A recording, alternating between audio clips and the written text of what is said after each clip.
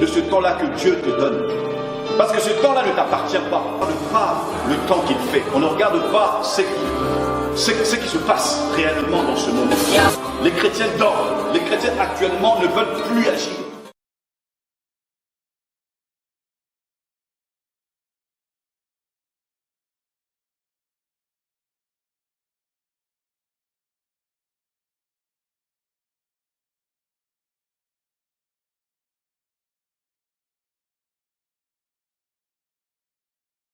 Qu'il parle à son peuple. Bien-aimés, élevons nos voix, prions pour ce moment de la parole dans le nom de Jésus. Alléluia.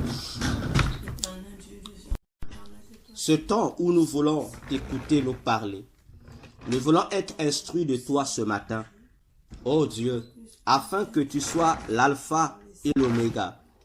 Seigneur, ta parole est esprit et vie. Ce matin, nous voulons que tu nous parles.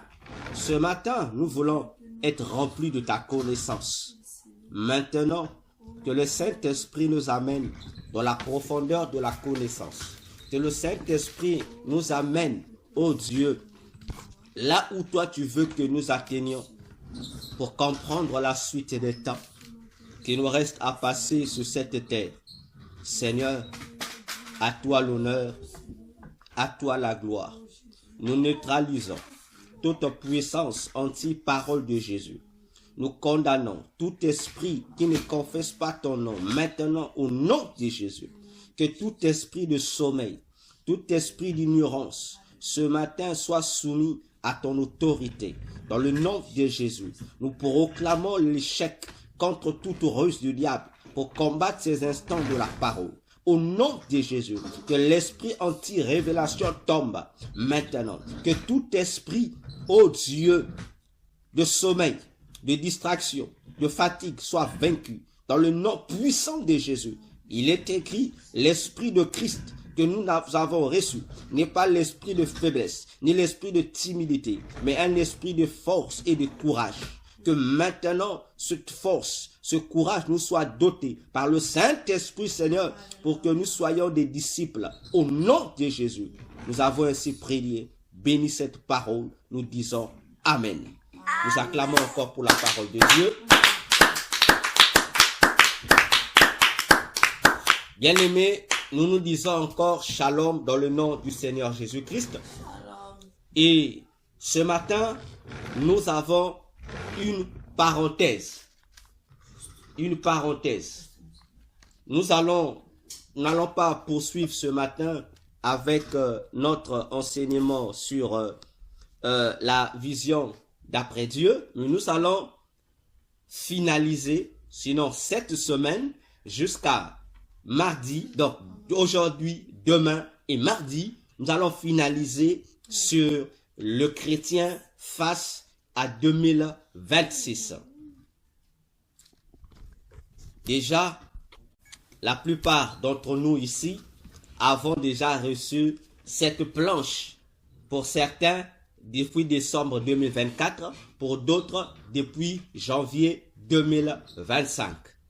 Et j'ai remis cette planche pour permettre aux enfants de Dieu et surtout aux différents serviteurs de Dieu, bergers des églises, de prendre déjà position en faveur de l'année 2026. Car notre rubrique sur le chrétien face à 2000 temps, c'est une rubrique inscrite dans la rubrique de la compréhension des mystères sur le temps. Il est important pour nous de comprendre les réalités du temps. C'est important parce que notre avenir est lié dans le temps. Et aujourd'hui, je m'en moque. Lorsque je vois aujourd'hui les prophètes se sont réveillés. Les prophètes se sont réveillés dans les églises, sur les réseaux sociaux. Tout le monde veut venir apporter un message sur 2026. Tout le monde est là. 2026, 2026, 2026. Voilà, 2026. Toujours les mêmes charabia. Voyez-vous, les mêmes charabia. Depuis que le docteur que je suis, depuis 2022, où nous avons commencé à annoncer les réalités de 2023, nous avons mis une mention. On a dit que à partir de 2023, jusqu'à ce que Jésus revienne, les choses sur la terre ne feront qu'être de plus en plus difficiles. Cette mention devient la mention que les prophètes du monde entier utilisent maintenant. Lorsqu'ils arrivent à l'année, leur point de mire, à telle année, ça sera plus difficile. Mais, homme de Dieu, mais il faut expliquer. Difficile comment? Vous n'expliquez pas, vous coupez tout court. Dieu m'a montré que cette année sera difficile. Vous êtes sûr? Le Dieu que nous servons, il va montrer à quelqu'un seulement que l'année suivante sera difficile. Et Dieu est fini. Donc Dieu t'a montré. Donc Dieu t'a juste montré que l'année sera difficile. Mais il t'a montré quoi? Il faut nous décrire ce qu'il t'a montré. Là, on ne décrit pas. On joue au farceur. Ah, Dieu a dit que c'est difficile. Non. Décris-nous ce que tu as vu pour que nous, les auditeurs, que nous comprenions réellement c'est difficile. Et je me rappelle toujours de ce message que l'évangéliste Yves a dit, que rien ne sera mieux. Rien ne sera plus mieux sur cette terre. Il n'y aura plus de mieux. Il n'y aura plus de mieux. Et voilà comment les faux et les hommes de Dieu, les vrais, mais les rêveurs, tout le monde longe là-dedans. Voyez-vous, et c'est criminel. C'est criminel. Mais ce qui est bien, déjà, nous en avons, et c'est ce qui fait du bien, de voir, lorsqu'on vient parler de l'année, et parfois moi-même je me tourne, je me dis, mais tous les détails que je donne là, tous ces détails que je donne là, comment je fais? Point d'interrogation. Et c'est important, nous sommes à quelques jours de 2026, c'est vraiment important que nous puissions comprendre les détails de ce qui va se passer parce que ça fait partie de notre responsabilité pour comprendre ces choses. Et dans notre JBCR, comme nous le rappelons depuis février 2023, nous avons jusqu'à 2026. On s'est arrêté là. Les détails donnés se sont arrêtés là. Cependant, pour 2027, le Seigneur nous a laissé des signaux. Ah oui, et même vous, je crois que d'autres serviteurs, je leur ai donné ça, ce code à comprendre la suite des temps. Sans pour autant qu'il y ait des détails. Vous allez comprendre ça facilement. La suite des temps, facilement. Ne vous en faites pas. Alors, nous avons dans nos dernières émissions vu la partie 1 sur la présentation de 2026. Une présentation qui s'est accentuée sur la fin de 2025. Et avec le Seigneur, nous sommes repartis dans certains faits importants de 2025. Comme le Seigneur nous l'avait dit depuis février 2023, que 2024 est lié à 2025 et 2025 est lié à 2026. Un élément de base va permettre leur introduction.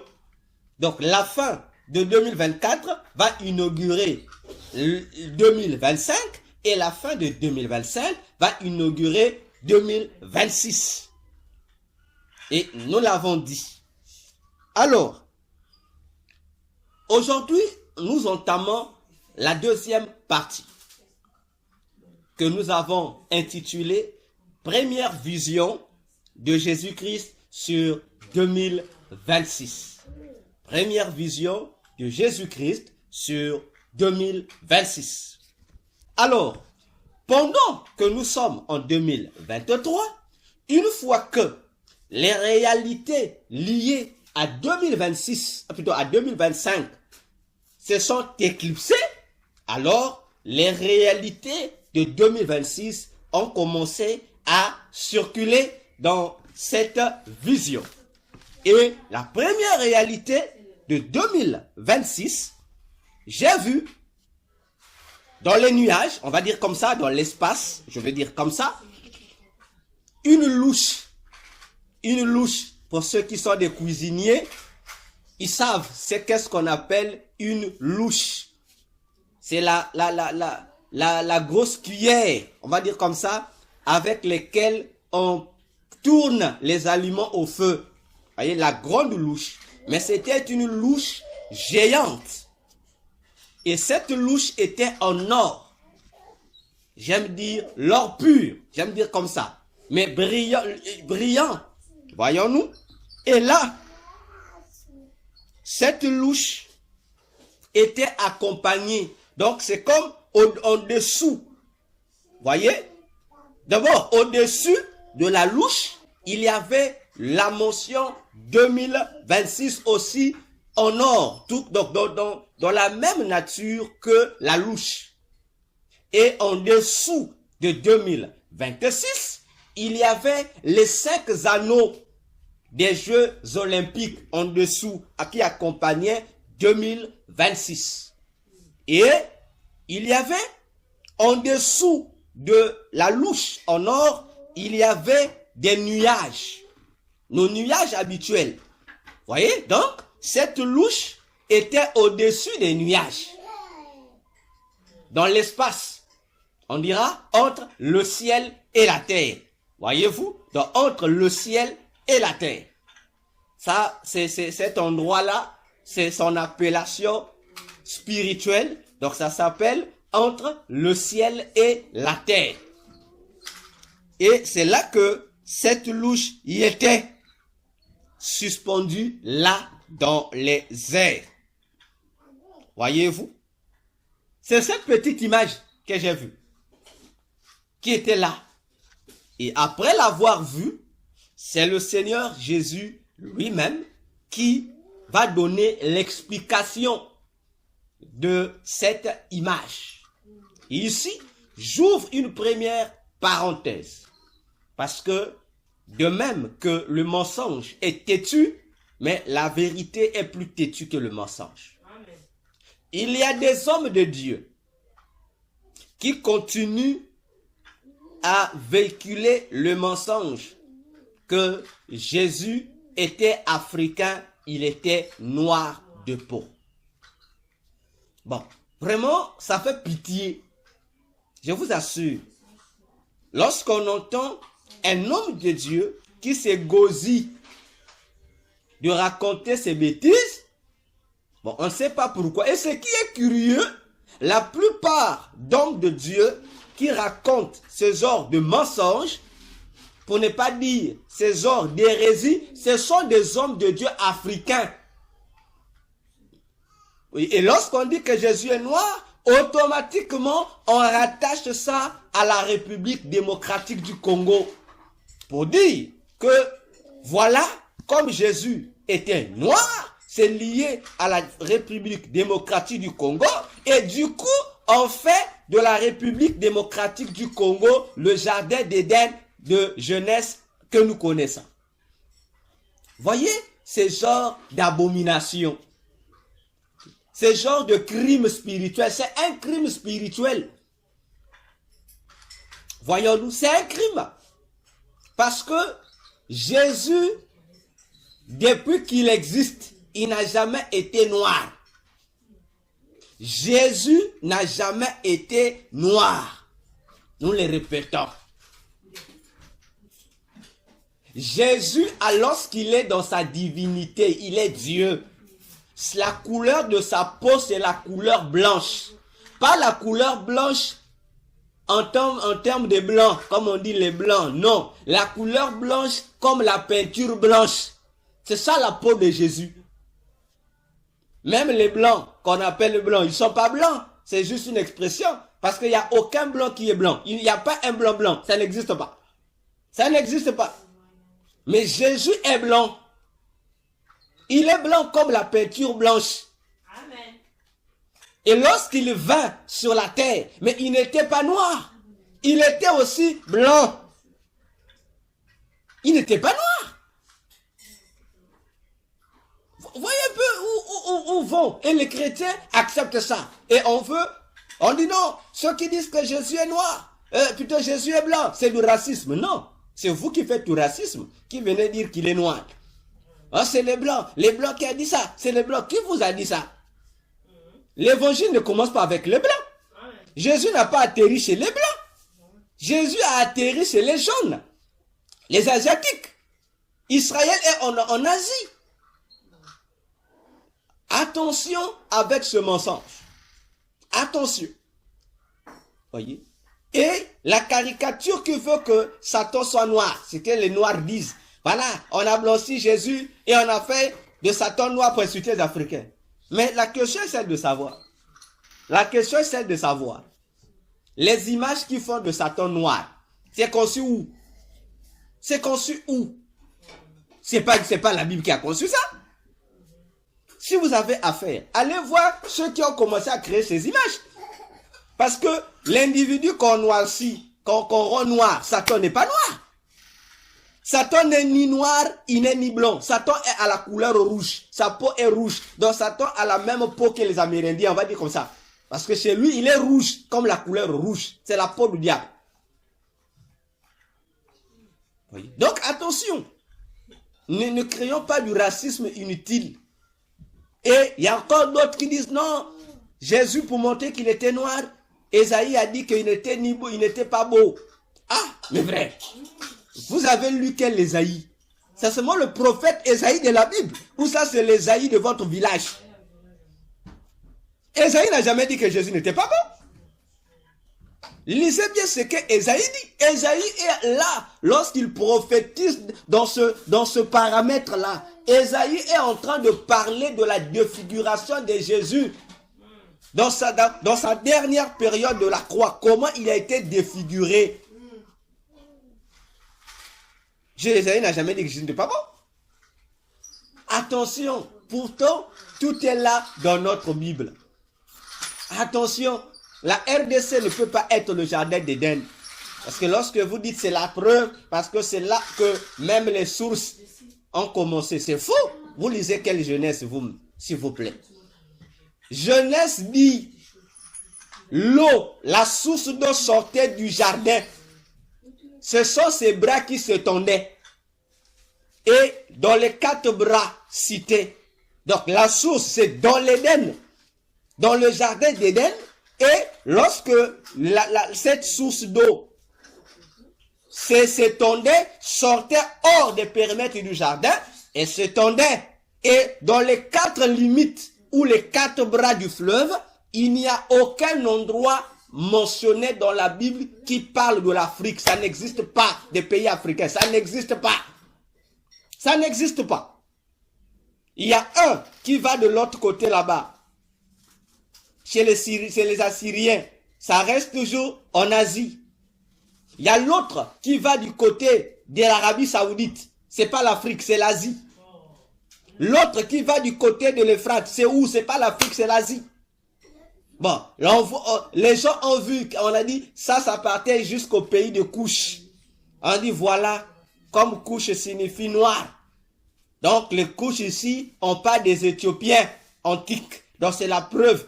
Ah, non, vous avez mal lu. Je suis désolé. Le mot couche ne figure pas dans les textes originaux. Il n'y a pas couche là-bas. C'est une confusion de traduction. Il n'y a pas couche. Le mot qui est là-bas, dans la traduction originale, c'est cassite.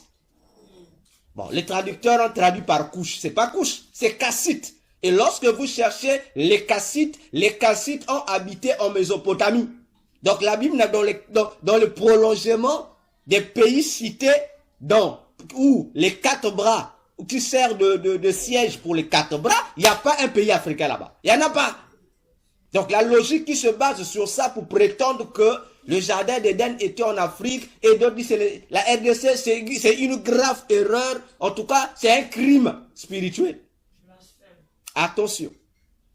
Attention. Qu'on ne nous trompe pas. Attention. Bien, je ferme cette parenthèse. Donc, dans cette vision, le Seigneur va commencer à donner ses explications. Il dit ceci, je vais le répéter brut, et puis on pourra ensemble comprendre. Il dit ceci, cette louche est à la recherche d'une contenance. Cette louche est à la recherche d'une contenance. Voilà pourquoi elle est vide. Elle est toute une dispensation des convoyeurs célestes qui se disposent à localiser les élus, car leur ensemble forme sa contenance. Cette louche sera établie pour recueillir l'onction sainte qui avait été déversée, et chaque élu est une goutte de cette onction dont le remplissage marquera la fin. Et le peuple saint sera ma maison, comme promis dans ma parole. Ma cavalerie est prête. Voilà les premières phrases que Jésus donne pour expliquer cette louche. Voyez-vous? Donc cette louche, cette cuillère géante en or, Jésus dit, elle a été établie là, entre le ciel et la terre, pour une mission. La mission, c'est qu'elle doit chercher une contenance. C'est-à-dire que cette louche doit être remplie. C'est une louche qui doit être remplie, qui doit avoir une contenance. Et la dite contenance, ajoute le Seigneur Jésus, il dit, c'est l'onction qui a été déversée. Et il ajoute, chaque élu est une goutte de cette onction.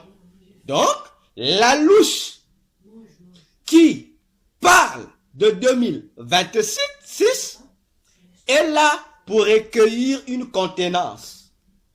Les élus, en un mot, l'onction qui avait été déversée.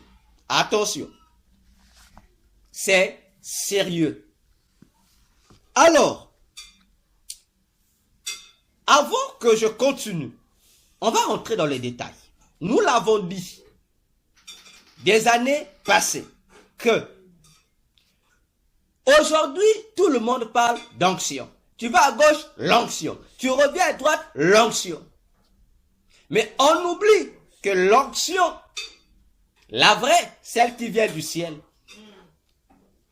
j'aime appeler ça un poison. Donc l'onction de Jésus est un poison. Celui qui s'en sert, s'il n'est pas habile, le poison va le tuer. Mais s'il est habile dans l'utilisation de cette onction, l'onction qui est poison sera un antidote pour sauver des vies.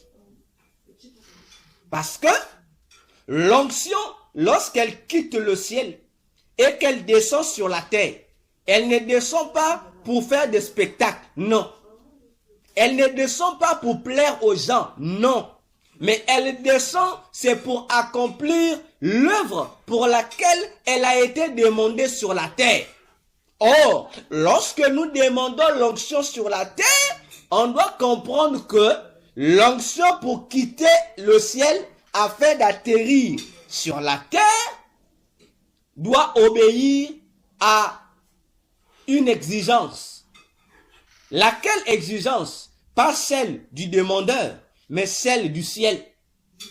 Parce que la mission de l'onction qui quitte le ciel pour atterrir sur la terre, c'est que cette onction doit amener les gens à Dieu, c'est-à-dire à Jésus-Christ. Donc, peu importe la demande de l'onction faite sur la terre, cette onction doit d'abord emmener le bénéficiaire à aller vers Christ. Attention, parce que l'onction relative à l'Église, corps de Christ, c'est une onction qui doit dire aux gens, toi, réponds-toi, parce que Jésus revient. Voilà la mission principale de l'onction qui a été donnée à l'Église, corps de Christ. Et cette onction de l'Église a été donnée à l'Église à partir du jour de la Pentecôte. Et au ciel, il y a un endroit, j'aime appeler ça un département, pour ne pas dire une salle. Il y a une salle là-bas. Dans cette salle, tout est en or. Dans cette salle, tout est en or et en diamant. Bon, il n'y a que ceux qui sont experts en matière de pierres précieuses. S'ils se retrouvent là, ils sont mieux placés pour expliquer ces choses-là. Je ne suis pas un expert en pierres précieuses. Voyez-vous? Et dans cet endroit-là, il n'y a que 3 anges qui sont là. Donc c'est une vaste pièce, mais à l'intérieur de cette vaste pièce, il n'y a que 3 anges qui sont là.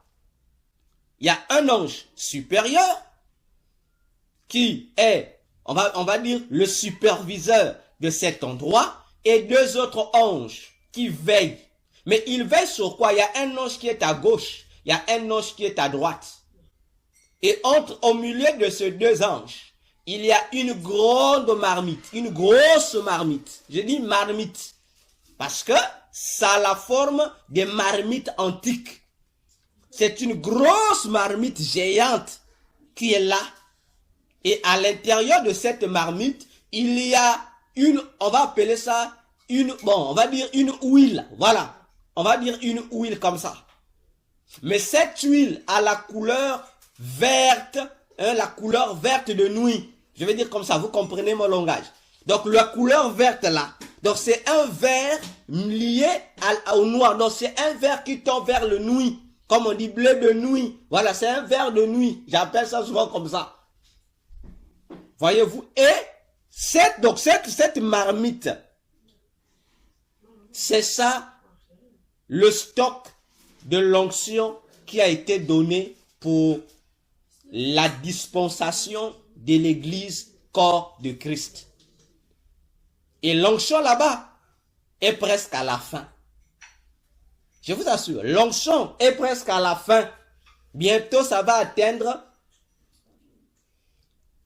le lit de ce réservoir. Et chaque fois que sur la terre, quelqu'un, un chrétien, un homme de Dieu, une église demande l'onction, l'onction quitte là-bas dans cette marmite, vient sur la terre. Et cette onction doit remplir sa première et particulière exigence, interpeller le bénéficiaire. Parce que si le bénéficiaire, c'est toujours le demandeur, il faut faire attention. Mais aujourd'hui, l'onction pour l'Église est aujourd'hui mal utilisée. On ne l'utilise plus dans sa mission première, mais on l'utilise dans des missions secondaires. L'onction, l'onction, l'onction, l'onction. Mais Jésus a dit, le Seigneur m'a oint. Il m'a oint pour ouvrir les yeux des aveugles. Il m'a oint, il m'a oint, il m'a oint, il m'a oint. Mais à la fin, il montre la mission principale. Inaugurer une année de grâce. Amen. Attention. Pour dire, toi tu seras guéri, pas de souci. Mais est-ce que le fait que tu es guéri, est-ce que tu es rentré dans l'année de grâce? Non. Ah non. Voyez-vous? Mais aujourd'hui, on a limité l'onction aux fonctions secondaires. Miracle, reçois. Même les pieds, on donne les gens les pieds maintenant. Même des coups de tête, on donne, reçois. Mais on se pose la question. Mais il y a une année qui a été inaugurée. Les gens doivent rentrer dans cette année. Mais les gens qui reçoivent des miracles, ils ne rentrent pas dans l'année, ils restent dehors. Mais Jésus viendra prendre ceux qui sont dans l'année de grâce. Amen. Tu n'es pas dans l'année de grâce, tu ne vas pas. L'homme de Dieu qui t'a présenté les missions secondaires de l'onction, au lieu d'abord des premières, il ne te rend pas service. Amen. Non, il ne te rend pas service. C'est pourquoi Jésus disait, il fait des miracles, il guérit. Mais il dit aux gens, croyez en moi. Donc les gens croient au miracle de Jésus, mais on refuse de croire à Jésus lui-même. Alors qu'il dit, c'est moi qui suis le chemin. C'est moi qui suis la vie et la vérité. Bon, vous préférez mes biens plutôt que de moi-même, le propriétaire. Il y a un souci. Il y a un souci. Et c'est ce qui fera que plusieurs églises ratent l'enlèvement. C'est moi l'onction, la manière dont nous avons utilisé l'onction. Attention, la louche est là. 2026, c'est l'année de la localisation. Jésus commence la sélection des candidats pour l'enlèvement en 2026. Ça commence là. Attention, ça commence là. Donc 2026, le Seigneur va commencer à localiser ceux qui sont éligibles à ce voyage qui n'est plus loin. Et la louche est là pour recueillir. Parce que elle est vide. Elle doit être remplie. Attention. Le nombre de gens qui ira en enlèvement, bien aimés, est connu. Au ciel, c'est connu. C'est connu. On sait combien de gens iront en enlèvement. On sait, le nombre est connu. Ça ne va pas augmenter, ça ne va pas diminuer. Le nombre est connu.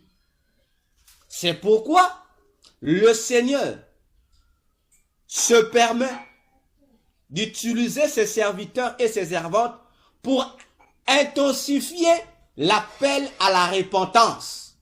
Parce que jusqu'alors, dans le nombre, donc le nombre là, il y a encore plusieurs espaces vides. On suppose, je donne une supposition. Si il doit avoir 1000 personnes qui doivent aller à l'enlèvement, mais le nombre est encore autour de 300, autour de 400 de ceux qui sont éligibles. Donc, il manque encore près de 600 ou près de 500 personnes qui manquent encore. Voyez-vous, c'est sérieux. Parce que ceux qui étaient prêts, il y a ceux-là qui se sont détournés. Pourquoi? Parce que les mauvais utilisateurs d'onction sont en train d'empêcher les gens d'aller vers Christ. Ah oui, c'est ça le danger. C'est à nous de prendre conscience. Jésus dit, la dernière phrase, il dit, ma cavalerie est prête. Mais de quelle cavalerie parle-t-il? Et ça, c'est cette phrase qui m'a ramené quelque part. Parce que la réalité vue. Et cette phrase m'a rappelé un élément important dans le Psaume 104, le verset 3 à 4. Ce psaume dit ceci. Le psaume 104, verset 3 à 4. Je vais le lire dans les deux versions. La version de notre ex-frère Louis Ségan et la version David Martin. Louis Ségan dit, il forme avec les eaux le fait de sa demeure, c'est-à-dire Dieu. Il prend les nuées pour son char. Il s'avance sur les ailes du vent. Ici, on décrit Dieu. On décrit le déplacement de Dieu vers un endroit donné. C'est-à-dire, lorsque Dieu est au ciel et il décide de quitter le ciel pour visiter la terre ou une partie de la terre, Dieu se déplace, il va utiliser un moyen de transport. Et le moyen de transport utilisé on dit il va utiliser les nuages et le vent. Il va se déplacer avec. Comment est-ce possible? Comment est-ce possible? Ah oui. Les nuages et le vent. Dieu dit, c'est ça, sa cavalerie. Donc, les nuages et le vent sont des convoyeurs célestes. Ce sont des transports célestes. Et oui, lorsqu'on approfondit dans les Écritures, Dieu dit, lorsqu'il se déplace, il se déplace sur les ailes du vent. On va se poser, est-ce que le vent a-t-il des ailes? Nous savons, il n'y a que des créatures, d'espèces d'oiseaux qui ont des ailes. Mais est-ce que le vent a-t-il des ailes? Ah non, Dieu ne parle pas du vent en tant que vent. Lorsque Dieu parle ici du vent, Dieu voit quelqu'un ou une créature. C'est Hébreux 1, verset 7 qui explique. Dieu a fait des anges, des vents et de ses serviteurs des feux. Ah, donc, lorsque Dieu dit, il se déplace sur les ailes du vent, Dieu veut simplement dire, lorsqu'il se déplace, il est transporté par des anges. Ah oui. Ah oui. Et lorsque Dieu est transporté par ses anges, c'est une information. Ça veut dire que Dieu se déplace pas avec ses pieds, mais il se déplace avec son trône. Et ceux qui transportent le trône de Dieu, ils sont 4. Que la Bible appelle les 4 êtres vivants. Amen. Ce sont eux qui sont les protecteurs du trône. Et ça nous rappelle l'Ancien Testament. Il y avait 4 Lévites qui devraient transporter l'arche de l'Alliance lorsque l'arche de l'Alliance devait quitter le tabernacle pour aller dans un endroit donné. Attention. Et lorsque Dieu se déplace avec son trône, ça veut dire que là où il va là, la visite qu'il veut faire là, il va agir en tant que le Très-Haut, en tant que le roi des rois. Attention. Voyons-nous? Attention. C'est sérieux. J'ai dit c'est sérieux. Parce que Dieu ici dit sa cavalerie est prête. Ça veut dire 2026. La cavalerie de Dieu va montrer à l'humanité qu'elle est déjà prête pour recueillir les identités de ceux qui sont sélectionnés. C'est à nous de faire attention. Nous, on voit seulement les réalités que le diable impose à l'année. Mais on ne prête pas attention à ce que Dieu aussi a prévu pour la même année. Parce que derrière le diable, Dieu est là. Dieu met toujours Satan devant et lui reste derrière. Il permet à Satan d'agir avant lui. Parce que lui, il sait qu'il viendra agir après le diable. C'est pourquoi Job a dit, je sais que mon Rédempteur est vivant, il s'élèvera le dernier. Dieu s'élève toujours le dernier. Amen. Il permet à Satan d'agir comme il veut pour montrer à Satan que malgré tout ce que tu as fait, bon, ce que moi j'ai prévu va se réaliser. Amen. Pour dire à Satan, tes stratégies ne valent rien devant moi. Attention, 2026. Alors, chers tous, je vais lire à partir de la version Martin, le même passage du Psalm 104, versets 3 à 4. Il planchait, ah ça c'est le français bizarre, hein? Ces hautes chambres entre les eaux. C'est différent de Louis II. Hein? Louis II dit, il forme avec les eaux le fait de sa demeure. Louis II parle d'une demeure. Martin dit, parle des chambres. C'est pas déjà la même chose. Dieu place sur ses eaux, Martin dit des chambres. Là, la phrase change. Hein? Louis II dit sa demeure. Ah, Martin dit les chambres entre les eaux. Il fait des grosses nuées son chariot. Ah! Il se promène sur les ailes du vent. Ah! Voyez-vous? Louis II nous dit demain. Donc Dieu place sa maison. Non! Martin dit non. Louis II, tu n'as pas bien traduit. C'est ses chambres. Donc Dieu prend ses chambres. Donc comment on va expliquer? J'aime la parole de Dieu, j'adore Jésus. Dieu prend ses chambres. Les chambres de Dieu, Dieu vient les placer dans les cieux, dans les airs. Et lui maintenant, il va se promener. Bon, on se pose, en réfléchissant à cet instant. Dieu vient avec sa cavalerie. Mais il vient en même temps avec ses chambres. Les chambres de Dieu. Il vient avec. Donc Dieu déplace ses locaux intimes. Ils amènent. Bon, il laisse ça là. Et lui-même, Dieu laisse les chambres dans les airs et lui va se déplacer pour aller quelque part. Mais c'est curieux. C'est curieux. Et c'est un cortège royal. Oh, j'aime ces choses. Vous savez, lorsque l'apôtre Paul parle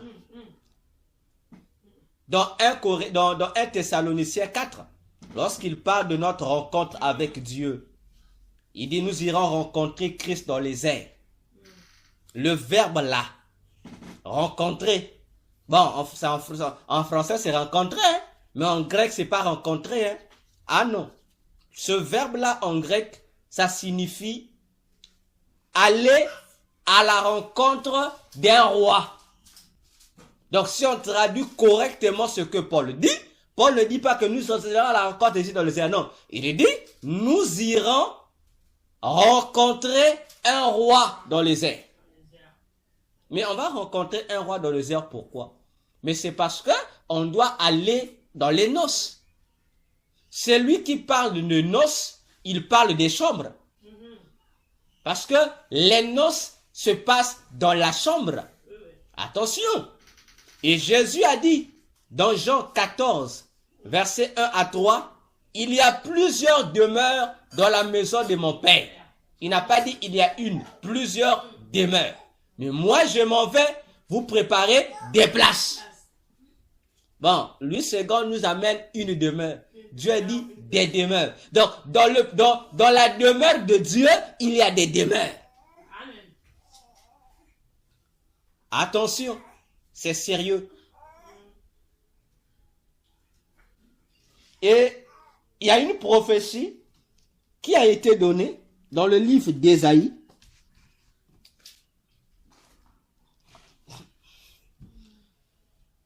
Ésaïe, le prophète, a donné une prophétie que nous allons lire ensemble. Prenons Ésaïe. On va prendre le texte d'Ésaïe. Voilà.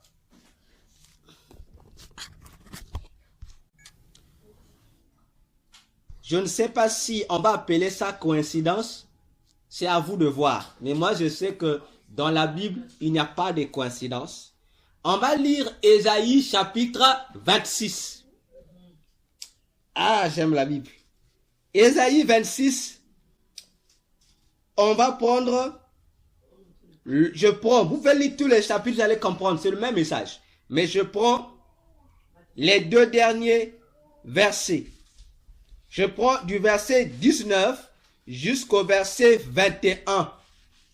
Ésaïe 26, verset 19 jusqu'au verset 21.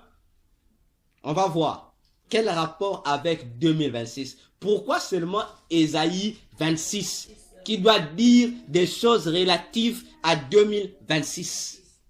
Il est écrit, je prends avec Louis II. Ma Bible, Martin, est utilisée. Que tes morts revivent. Ah, voilà un ordre qui commence. Que tes morts revivent. Le pays, non, que tes morts revivent. Que mes cadavres se relèvent. C'est sérieux. Dieu dit que tes morts. Les morts de qui? De son peuple. Et Dieu appelle les morts de son peuple, il dit mes cadavres. Oh, mais comment Dieu peut-il avoir des cadavres? Réveillez-vous et tressaillez de joie, habitants de la poussière. On s'adresse aux morts. On demande aux morts de se réveiller et d'être remplis de joie. Ah, 2026. Car ta rosée est une rosée vivifiante. Ah. Mais on a dit tout à l'heure, la louche là doit recueillir une rosée, une onction. Et la terre redonnera le jour aux hommes. C'est sérieux. Verset 20. Va, mon peuple, entre dans ta chambre et ferme la porte derrière toi. Cache-toi pour quelques instants jusqu'à ce que la colère soit passée. Car voici, l'Éternel sort de sa demeure pour punir les crimes des habitants de la terre. Et la terre mettra le sang à nu. Elle ne couvrira plus les meurtres. C'est sérieux. Ésaïe 26, prophétie sur l'enlèvement de l'Église. La louche qui apparaît en 2026 vient déjà à informer, annoncer que nous sommes encore plus proches de l'enlèvement de l'Église qu'autrefois. Parce que, une fois que l'Église sera enlevée, la Bible déclare que la colère de Dieu va s'abattre sur la terre. Mais l'Église ne sera pas victime de cette colère. Elle doit être cachée dans sa chambre. Attention. Elle doit être cachée pour un instant. Parce que, après les noces, l'Église doit revenir sur la terre. On dit un instant seulement. Cachez-vous là. On dit cache-toi là. Attention, c'est sérieux. 2026 s'annonce bien pour ceux qui continuent à garder leur robe pure. Ce que je vous ai toujours dit, l'enlèvement n'aura jamais lieu dans une année qui ne comporte pas 7 à la fin. C'est impossible. C'est impossible. Attention, les choses sont sérieuses.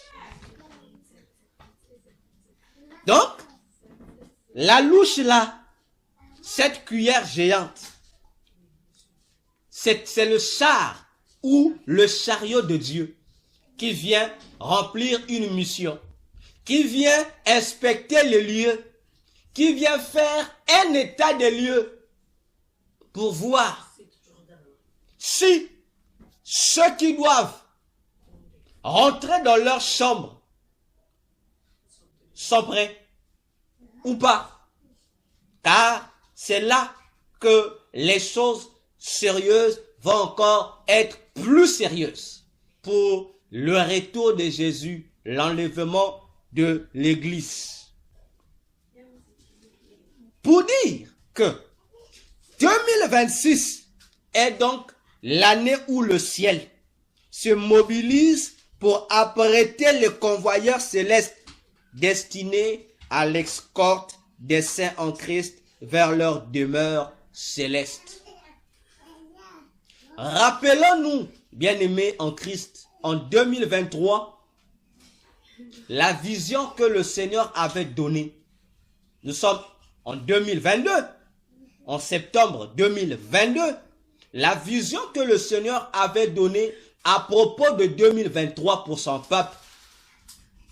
Le Seigneur avait montré et avait expliqué que le chronomètre pour l'enlèvement de l'Église avait repris sa course en 2023. Donc, dès le 1er janvier 2023, le chrono qui a été stoppé a repris sa course.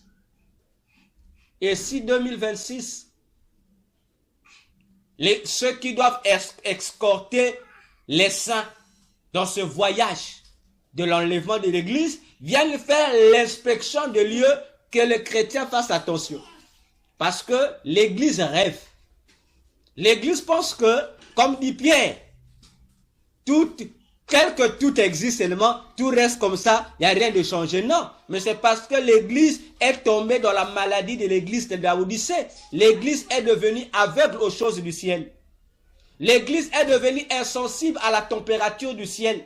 Parce que depuis 2023, tout le ciel a été mobilisé pour apprêter les choses, afin de recevoir l'Église du Seigneur.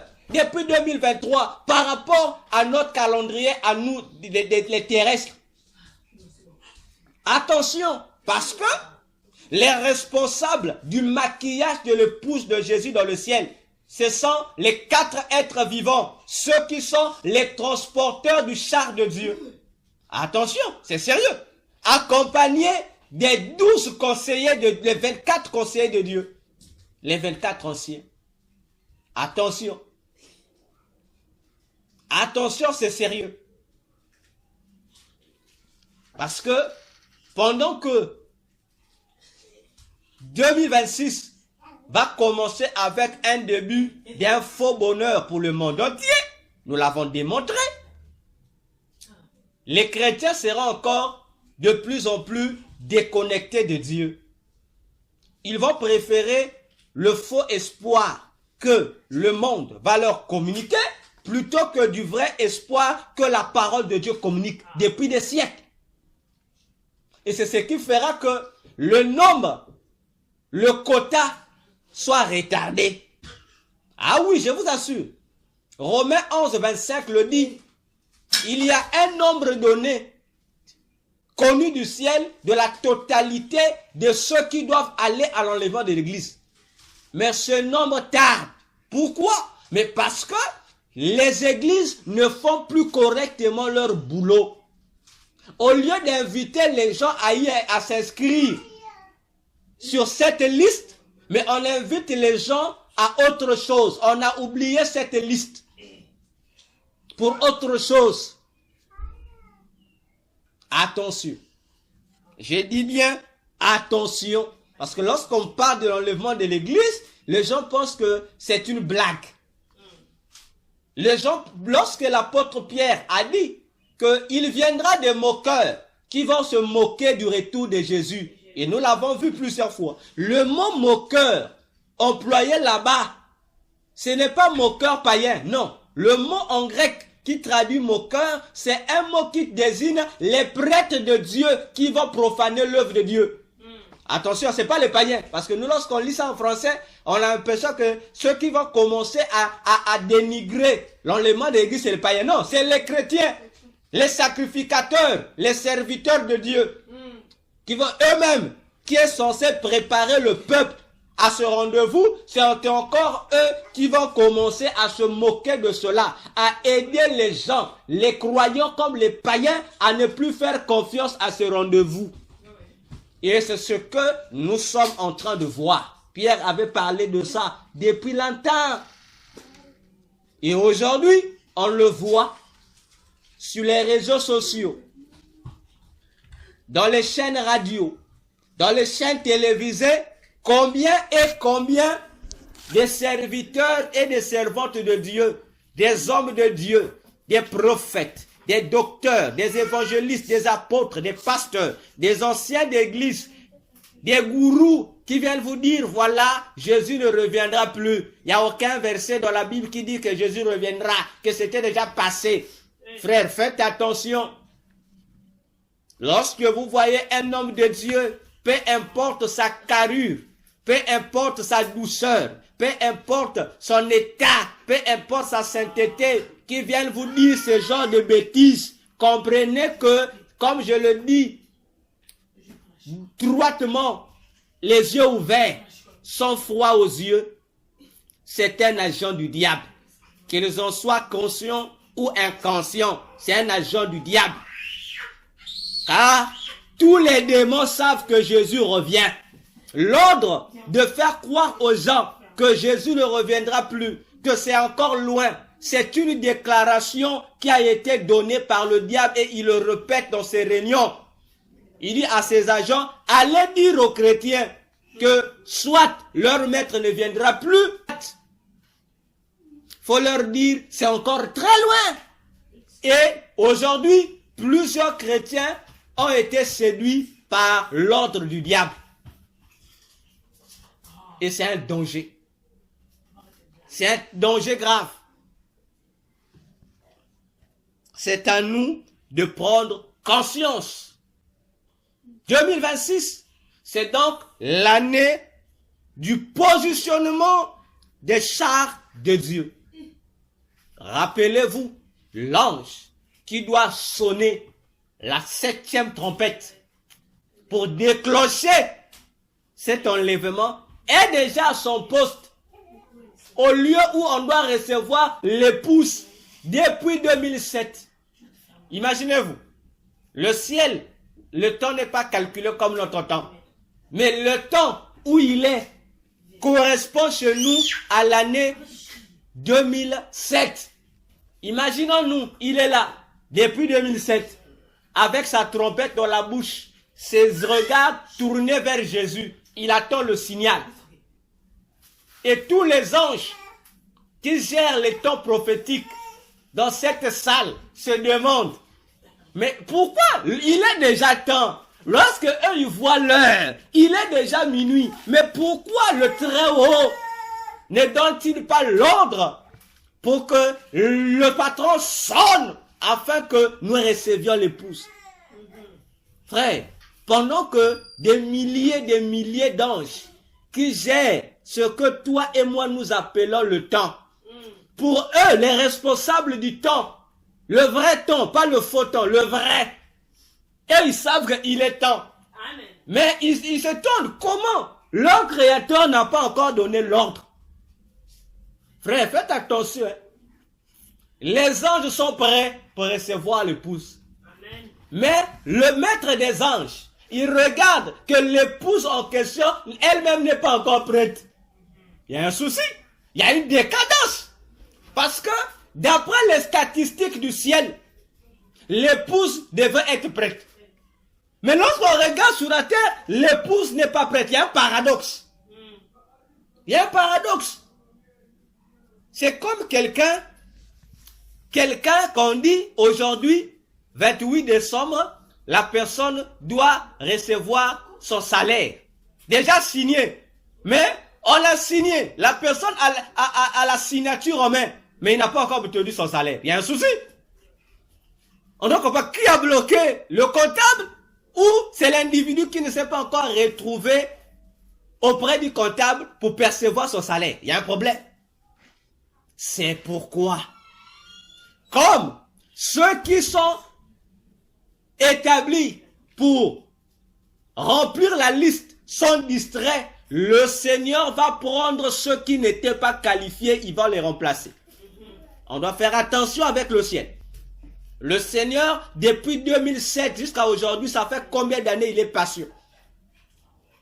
Il s'évertue à multiplier des stratégies pour que ceux qui doivent avoir part puissent y avoir part. Mais nombreux sont en train de reculer, sont en train de perdre en eux la sacralité de Christ pour se maintenir dans le charnel, pour les uns, pour d'autres, se maintenir dans le péché.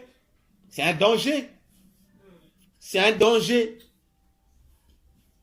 Le Seigneur avait dit lui-même, ce qui arriva du temps de Noé arrivera au jour du Fils de l'homme. Mais au temps de Noé, lesquels étaient destinés à rentrer dans l'arche? Les animaux ou les humains? Réfléchissons. Non, ce n'était pas les animaux, madame, c'était les humains. Non, c'était les humains. Dieu avait donné l'ordre à Noé d'aller interpeller les humains, pas les animaux. Non, les humains. Les animaux, c'est le plan B de Dieu pour humilier les humains. Noé prêchait pas les animaux. Noé prêchait les humains comme lui. Pour dire, la pluie va tomber. Dieu n'a que faire avec les animaux. Mais le privilège de Dieu, c'est vous. Mais les humains ont dit à Noé, va te faire foutre. Tu es malade. Donc toi, tu connais pas la science, toi. Par rapport à la configuration scientifique, c'est impossible qu'une telle pluie ne s'abatte sur la terre. C'est impossible. Mais on a oublié que ça devait être possible parce que les mécanismes qui devraient déclencher ce déluge n'étaient pas physiques. C'était des mécanismes spirituels. Or, le spirituel a le pouvoir sur le physique. Ça, les contemporains de Noé n'ont pas compris. Comme ils n'ont pas compris, Dieu gère le temps. Dieu a dit, bon, Noé, cette fois-ci, tourne-toi vers les animaux. Et voilà comment les animaux n'ont pas résisté à Noé. Frère, Dieu est puissant, il est tout puissant. Amen. Comment Noé peut dire à un animal, viens de lâche? Imaginons-nous, faisons un peu une illustration. Oui, faisons une illustration. Noé construit une arche. Bon, il appelle les animaux. Je me dis, à l'époque, il n'y avait pas de mégaphone. Comment Noé pouvait-il... Bon, je ne sais pas, il était sur le toit nu. Où allait-il dans chaque endroit, dans chaque forêt, pour crier avec quelle voix? Pour que les animaux l'entendent et viennent. Non, attention avec l'évangile. Paul a dit, je n'ai pas honte de l'évangile de Jésus, parce que c'est la puissance de Dieu pour le salut de quiconque croit. Amen. Si le même évangile prêché par Noé a été accepté par les animaux, frères, faisons attention. Dans notre époque, dit la Bible, les animaux, ce sont les païens. Les gens que toi et moi, on dit, toi, ah, lui là, je ne crois pas qu'il va aller au ciel. C'est lui qui aura la facilité de céder devant l'annonce de l'évangile pour aller à l'enlèvement. Mais toi, le chrétien, qui était destiné à aller, tu vas rester.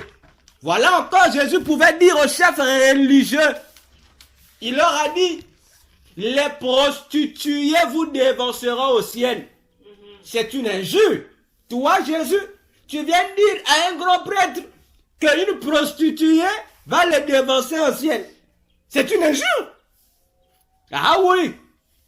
Parce que lorsque l'ayant droit, l'héritier n'a pas compris ses droits, un autre va régner à sa place.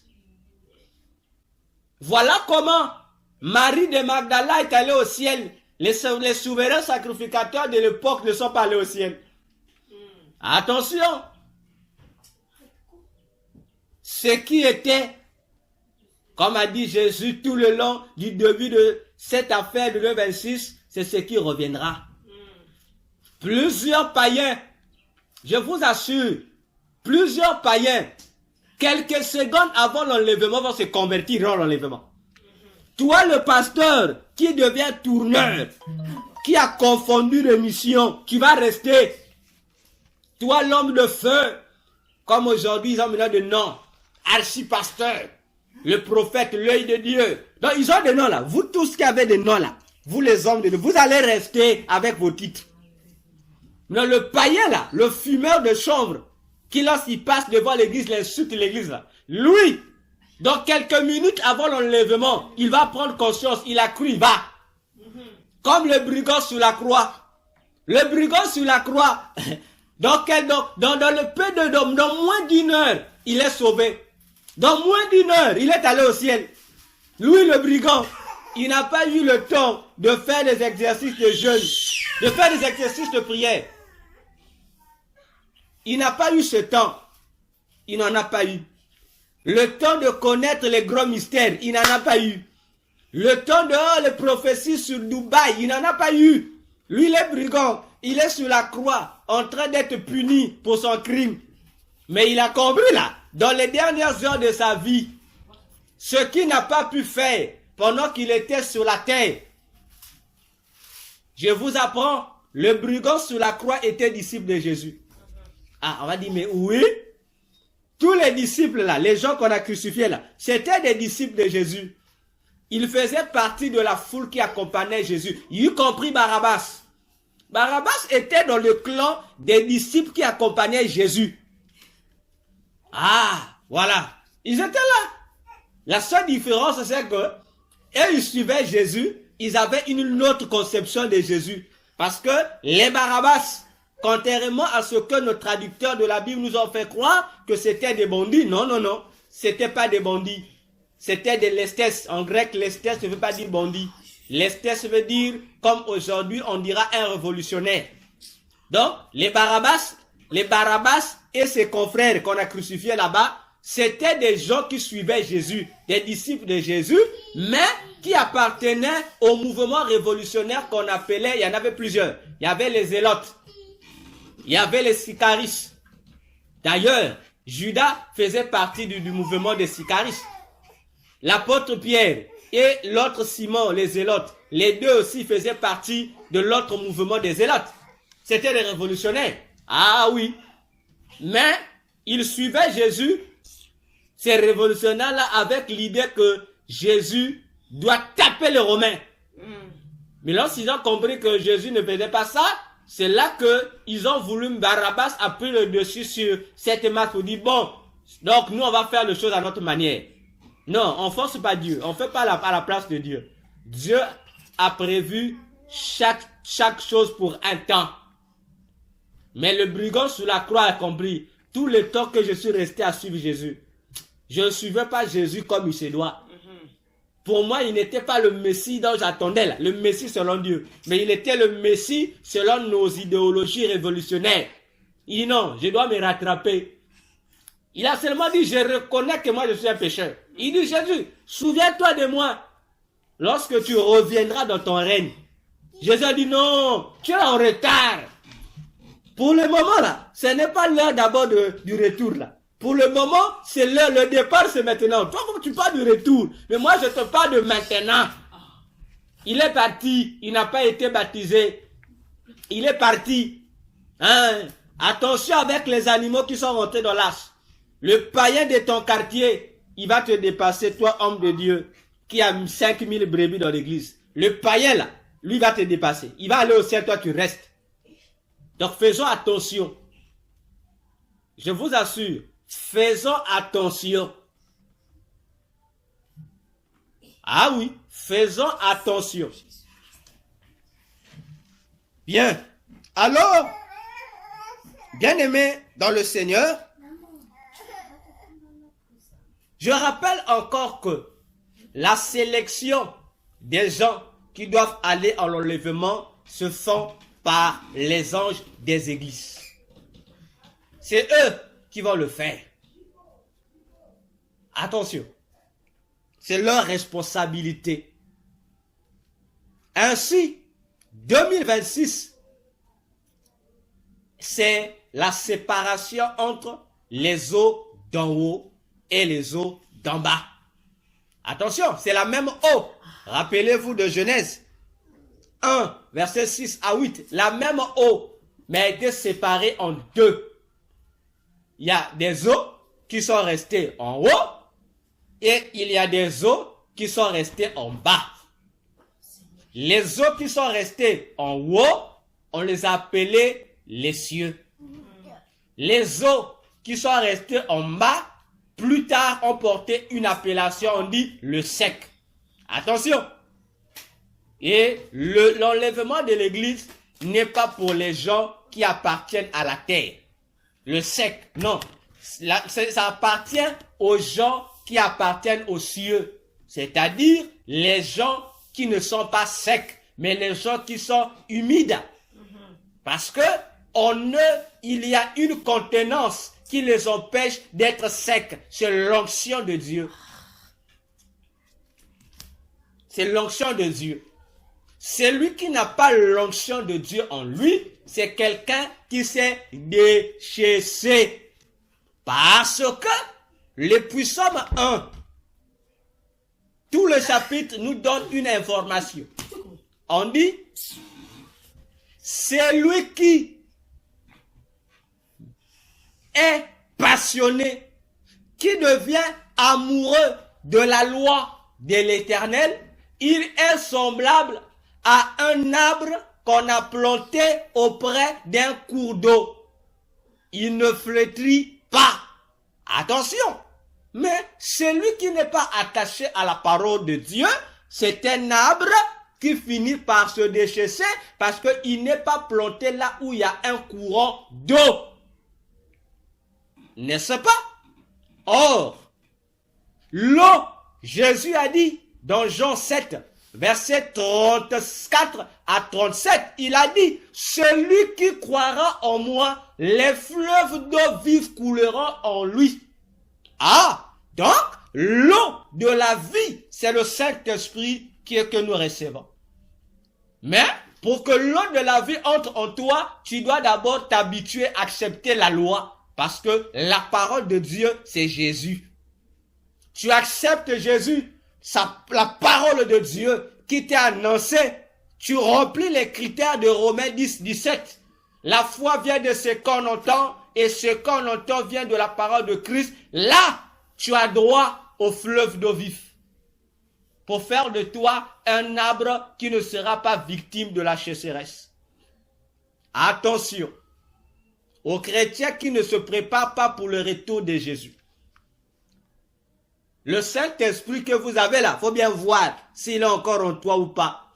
Si tu as encore un arbre humide ou un arbre sec. Attention. Bien. Alors, bien aimé, il y a une parenthèse ici que je vais sauter. Je ne vais pas aborder cela. Je vais l'aborder autrefois. C'est la parenthèse expliquée par le Seigneur sur la séparation entre les eaux d'en haut et les eaux d'en bas. Où Jésus a dit, cette séparation a été prophétisée dans l'Ancien Testament entre Élie et Élisée. Nous connaissons l'histoire. Et le Seigneur a donné lui-même le passage. 2 Rois 1, verset 1. Nous connaissons le passage. Ce qui s'est passé ce jour-là au Jourdain. Élie est monté, il est parti. C'est une cavalerie céleste qui est venue le prendre. Il est parti dans un tourbillon. Élisée est resté. Là encore, c'est une prophétie de l'enlèvement de l'église. Mais je vais sauter ça. J'y reviendrai. Peut-être demain ou mardi. Parce qu'il y a encore beaucoup à expliquer ici pour démontrer que Élie prophétise l'enlèvement de l'église. Élisée prophétise le retour de Jésus pour Israël. C'est démontré noir sur blanc dans la Bible. Je vais sauter cela parce qu'il y a ici, il y a beaucoup de choses à dire. Pourquoi Élie est enlevé dans un tourbillon? Pourquoi seulement le tourbillon? Il a fallu que la cavalerie qui vient transporter Élie le transporte dans un tourbillon. Il le prend dans un tourbillon pour le faire asseoir sur un char. Mais pourquoi Élie n'a pas monté comme Jésus est monté? Attention, c'est sérieux. Je saute ça. Je saute ça. Voilà, on va en parler. Ne vous en faites pas.